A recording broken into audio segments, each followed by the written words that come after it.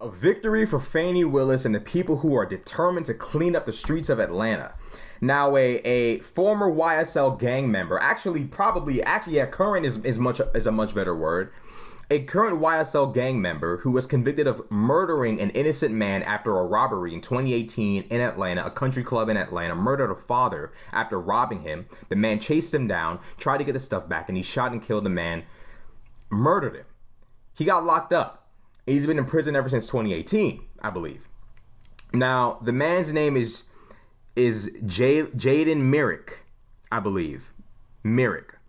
And his last name is Merrick. And on the stand, Merrick admitted his gang ties, reportedly saying that he was affiliated with both YSL, 9 Trey, and currently identifies as a member of 4PF. Now, this is a dude who committed a murder. I'm going to tell y'all why this is important. Also known as Lil Baby's crew, Merrick alleged he was introduced to the street life by older gang members around the age of 9. I was too young to get jumped in, he said while under oath, but as I grew older, I was like family to them. Merrick learned his fate after a judge handed down a hefty sentence of life without parole plus 3 life sentences. He was reportedly convicted on 18 counts. Brother siblings addressed the court while holding his ashes. When Merrick asked if he had anything to say to the family, he simply stated, "I hope they find the person that killed their family member." So he's basically saying, I'm innocent, I didn't do it. According to the Atlanta Journal Constitution, Merrick was also named in the separate YSL case as one of the 2 defendants accused of trying to shank rapper YFN Lucci in February at the Fulton County Jail. They also reported a detective testified that Merrick is a member of the 9 Trey Gangsters. That group was infamously involved in Tekashi 6ix9ine's case as he testified against them. Merrick was charged with murder, armed robbery, aggravated assault, participating in a criminal street gang, and a host of other counts. Although Merrick denied being involved in the crime, Broder's relative reportedly pointed him out in a police lineup. So this guy, clearly what would have been a career criminal had he not been locked up on 3 fucking life sentences for murdering someone at a country club. Absolutely ridiculous. But this guy is one of the people who allegedly tried to kill YFN Lucci in jail with a fucking shank. At the behest of Young Thug, allegedly. And now this guy is basically admitting, yeah, I'm affiliated with YSL. Not only am I affiliated with YSL, by the way, I'm also affiliated with 4PF. This ain't a good look for the gangs. This ain't a good look for the Atlanta gangs. Now, me personally, I couldn't give 2 shits about Atlanta gangs. I'm not a gang sympathizer.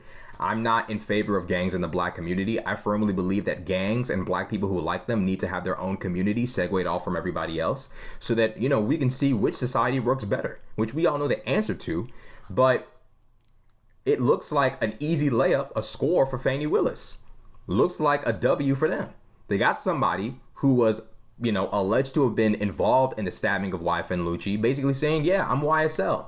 So you have all the more reason to believe that I more than likely participated in this crime and tried to kill YFN Lucci. Now, they haven't proven that he was one of the people who did it, but he's basically corroborating their assumption that he is involved with YSL. He admits to being involved in YSL, and he's also a defendant in the case. He is named in the case.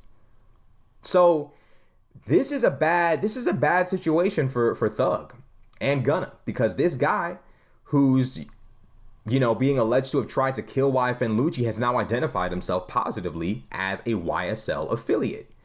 And, the fact that this guy's been involved in murders prior to this is not a good look for Young Thug.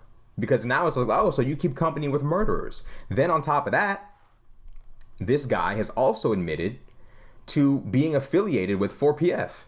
Now, he didn't say whether he was affiliated with 4PF in a musical capacity. He has no reference to a musical career, no reference to a rap career in any article referring to him, only a criminal career. So we can only assume what his relationship with 4PF might have been.